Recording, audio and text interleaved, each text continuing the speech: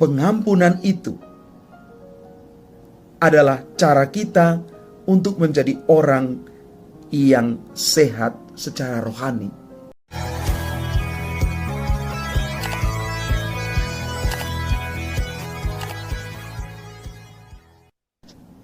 Salam Bapak Ibu, Saudara dan Saudari, sahabat-sahabat garam dunia yang terkasih. Hari ini gereja merayakan Santo Maximilianus Maria Kolbe, seorang imam dan martir.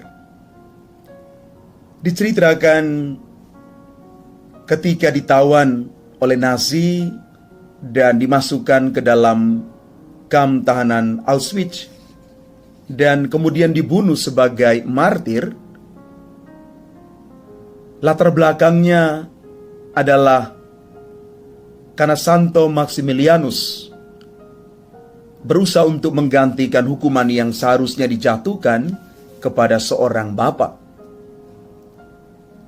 Maximilian mau melakukan hal itu karena dia sangat mengasihi bapak itu yang masih punya tanggung jawab besar untuk menghidupi istri dan anak-anaknya. Maximilianus Kolbe lahir pada tahun 1894 dan dia beri nama Raymond. Setelah masuk biara Fransiskan pada tahun 1817, dia mengambil nama Maximilian. Pada tahun 1718, Maximilian ditabiskan sebagai seorang imam. Maximilian dikenal sangat rajin berdevosi kepada Bunda Maria. Kiranya Bunda Maria lah yang sungguh menguatkan imannya sehingga rela menanggung hukuman yang sebenarnya dibebankan kepada bapak itu, dan Maximilian mengambil beban tanggung jawab hukuman itu dan bersedia dihukum mati. Bapak, Ibu, Saudara dan Saudari yang terkasih, Yesus di dalam bacaan Injil hari ini, Injil Matius bab 18 ayat 15 sampai dengan 20, mewartakan tentang pengampunan dan pertobatan. Dalam praktiknya, gereja perdana mengikuti nasihat Yesus. Bila ada orang yang berbuat dosa, mereka tidak langsung menghukumnya. Mereka mulai dengan menegurnya terlebih dahulu, dan bila tidak didengar oleh orang yang bersalah itu, baru mereka membawanya ke sidang jemaat. Dan bila pada akhirnya orang itu juga tidak mau bertobat, barulah dia dikucilkan oleh jemaat. Pengampunan itu adalah pemberian maaf kepada orang yang bersalah agar dia dapat memperbaiki kesalahannya.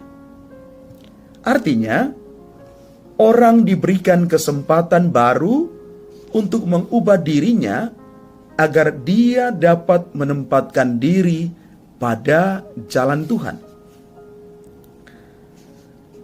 Maka mengikuti nasihat Yesus dan melanjutkan praktek gereja perdana, gereja kita juga melakukan hal yang sama lewat sakramen tobat, sakramen rekonsiliasi.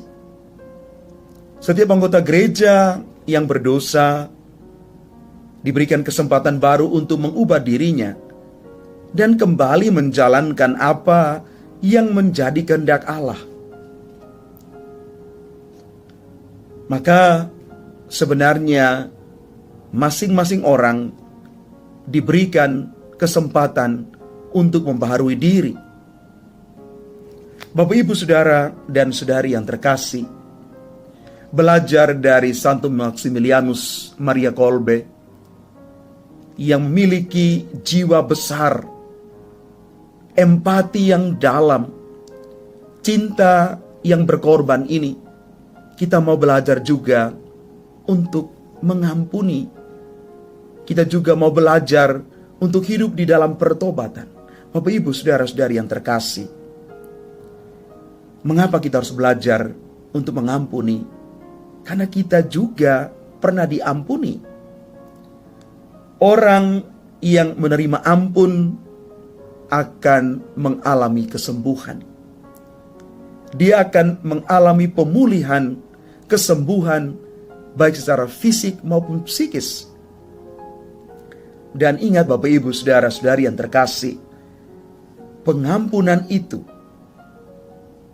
adalah cara kita untuk menjadi orang yang sehat secara rohani. Bapak Ibu Saudara dan Saudari yang terkasih, mari kita hidup di dalam pengampunan dan pertobatan, karena di sanalah kita boleh merayakan semangat pengorbanan Tuhan itu untuk kita. Karena di sanalah kita akan merasakan dan mengalami bahwa kita juga pernah diampuni oleh Tuhan lewat sesama kita. Kalau kita diampuni, mari kita juga belajar untuk mengampuni.